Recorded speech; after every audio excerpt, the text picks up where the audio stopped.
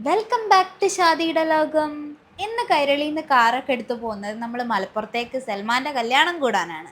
പോകുന്ന വക്കില് വിക്രമാദിത്യന് വേതാളെന്ന പോലെ സനൂന് ജയ്സലിനെയും കിട്ടി.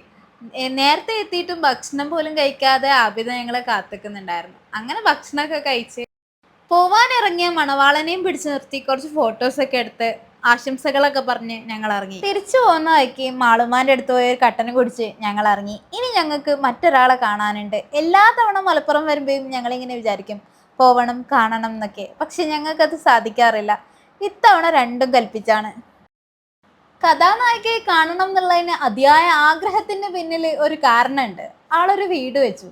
ഡിസേബിൾ ഫ്രണ്ട്ലി ആയിട്ടുള്ള ഒരു വീടാണ്. അത് കാണണമെന്ന് എത്രയോ കാലമായിട്ട് ആഗ്രഹിക്കുന്നതാണ്. വീട് ചുറ്റി നടന്നു കണ്ടു. ഇനി എന്നായിരിക്കും നമ്മൾ ഇതുപോലൊരു വീട് വെക്കാന്ന് വീണ്ടും വീണ്ടും പറഞ്ഞു. ഇത് നൂർത്താന്റെ വീടാണ്. നൂർത്ത സ്വപ്നം കണ്ട പോലെ ഒരു വീട്. പോയപ്പോൾ നൂർത്ത മാത്രമായിരുന്നില്ല, ജുമാനത്തെയും കൂടെ ഉണ്ടായിരുന്നു. അതുകൊണ്ട് ഒരു വെടിക്ക് രണ്ടു പക്ഷി എന്ന പോലെ രണ്ടുപേരെയും കാണാൻ പറ്റി. പിന്നെ അവളുടെ ഒരു കോഫിയൊക്കെ കുടിച്ച് ഇവിടെ ഇങ്ങനെ കഥയൊക്കെ പറഞ്ഞിരുന്നു.